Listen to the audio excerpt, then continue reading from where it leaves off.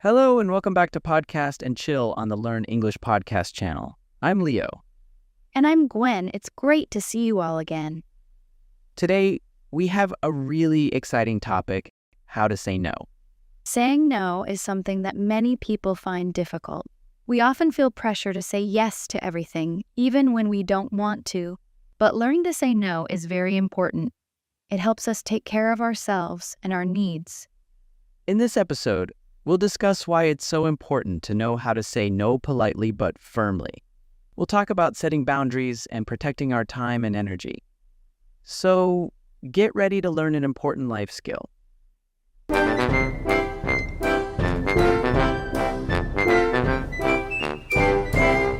Today, we're going to talk about something really important, how to say no.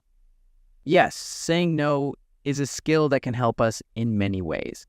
Gwen, can you explain why it's so important to learn how to say no? Of course, Leo. Saying no is important for our health and happiness. When we say yes to too many things, we can feel stressed and tired. That's right. It's like when we have too many toys or too much food on our plate, we can't enjoy everything. Saying no helps us have more time and energy for the things that really matter to us. It's also a way to respect ourselves and our boundaries. If we always say yes, even when we don't want to, we can feel unhappy or stressed. That's a great point. Saying no is about taking care of ourselves and our needs. All right, now that we understand why saying no is important, let's talk about how to set boundaries to make it easier to say no. Boundaries are like rules we make for ourselves. They help us decide what we want to say yes or no to. For example, maybe you have a boundary that you don't work after 8 p.m. If someone asks you to do something work-related after that time, you can say no because it goes against your boundary. Or maybe you have a boundary about how much you spend on hobbies each month. If a friend asks you to go on an expensive trip, you can say no because it's outside your budget.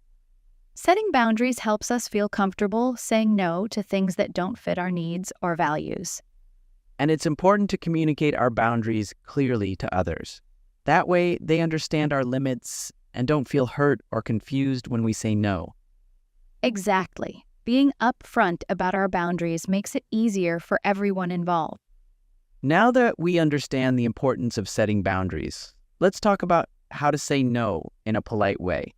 Yes, it's important to be clear and firm when saying no, but also kind and respectful.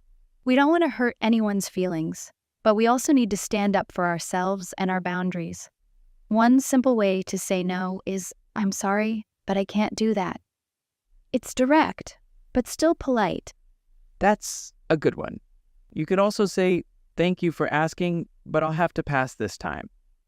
Or if someone asks you to do something and you're not sure if you can commit, you could say, "I appreciate the offer, but let me think about it." Those are all great examples, Gwen. It's important to be honest, but you don't have to give a long explanation if you don't want to. Definitely. Sometimes a simple "no, thank you" is enough. And if someone keeps pushing after you've said no, it's okay to repeat yourself firmly. You could say, "I understand, but my answer is still no." Exactly. The most important thing is to be respectful, but also confident in your decision to say no. Let's look at some new words in the conversation above. Overwhelmed, meaning to have too much to deal with, overpowered or overcrowded. Example, if we always say yes, even when we don't want to, we can feel unhappy or overwhelmed. Firm, meaning solid, steady, and not easily moved or changed. Example, and if someone keeps pushing after you've said no, it's okay to repeat yourself firmly. Confident, meaning having a feeling of certainty or belief in oneself and one's abilities. Example, the most important thing is to be respectful, but also confident in your decision to say no. Respectful, meaning having or showing respect, polite, and considerate. Example, exactly. We don't want to hurt anyone's feelings, but we also need to stand up for ourselves and our boundaries. Upfront, meaning direct and open, straightforward. Example, being upfront about our boundaries makes it easier for everyone involved. Why is it important to learn how to say no? Answer: it's important to learn how to say no to avoid feeling stressed, tired, or overwhelmed from saying yes to too many things. Saying no helps us have more time and energy for the things that really matter. What are some polite ways to say no? Answer: some polite ways to say no include, "I'm sorry, but I can't do that." "Thank you for asking, but I'll have to pass this time." "I appreciate the offer, but let me think about it." Or simply, "No, thank you."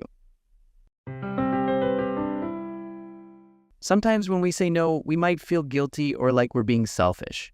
But Gwen, is that really true? No, not at all, Leo.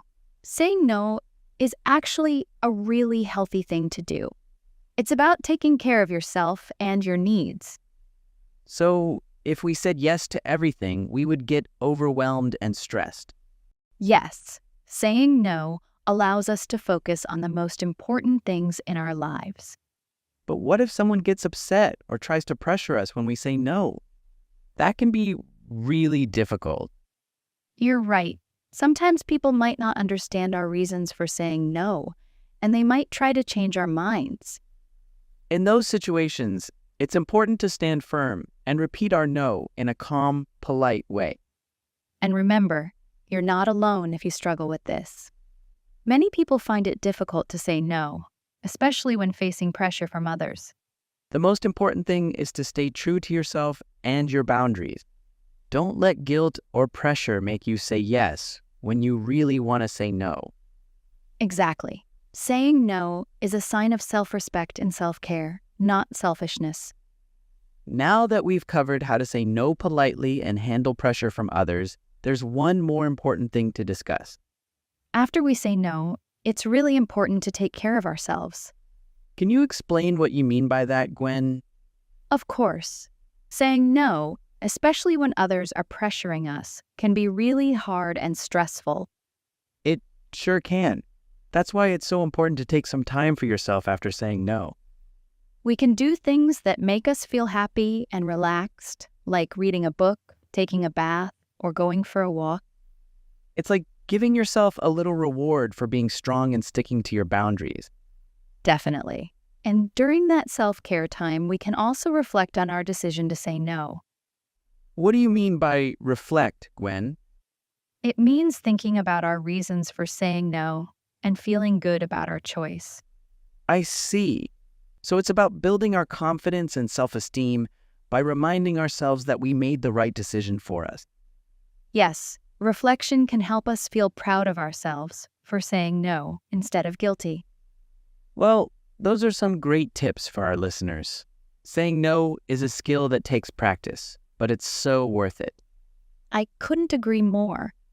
Taking care of ourselves and standing up for our needs is so important for our happiness and well-being. Let's look at some life-related words. Boundary, meaning a line that marks the limits of an area. Example, boundaries are like rules we make for ourselves. They help us decide what we want to say yes or no to. Commit, meaning to bind or obligate oneself to a course of action. Example, I appreciate the offer, but I can't commit right now. Pressure, meaning the use of persuasion or intimidation to make someone do something. Example, but what if someone gets upset or tries to pressure us when we say no? Reflect, meaning to think deeply or carefully about something. Example, and during that self-care time, we can also reflect on our decision to say no. Self-esteem, meaning confidence in one's own worth or abilities. Example, reflection can help us feel proud of ourselves for saying no instead of guilty. Well, that's all for today's episode on how to say no. We hope you learned some useful tips and feel more confident in your ability to set boundaries and protect your time and energy. Remember, saying no is a sign of self-respect, not selfishness. It's okay to put your needs first sometimes. And don't forget to practice self-care and reflection after saying no. Thanks for joining us, and we'll see you next time for another helpful discussion on important life skills. Until then, take care.